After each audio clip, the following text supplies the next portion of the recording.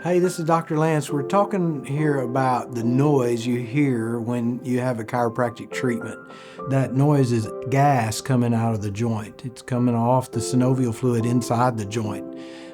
That gas will be replaced within 20 minutes, and it's not what makes the treatment effective or not. It's just the escaping of the gas inside that joint.